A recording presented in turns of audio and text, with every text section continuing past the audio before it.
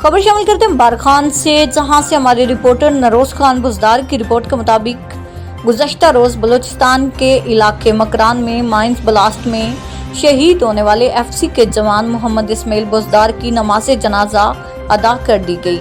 FC के दस्ते ने सलामी पेश की।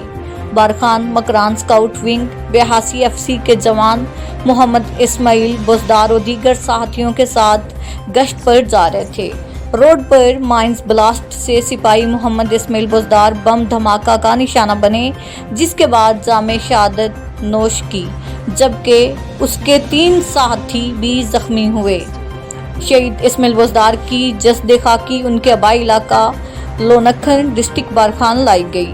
शहीद मोहम्मद इस्माइल बुजदार की नमाज जनाजा अदा करके उनके आबाई कब्रिस्तान लोनखन में सुपुर्द खाक कर दिया गया।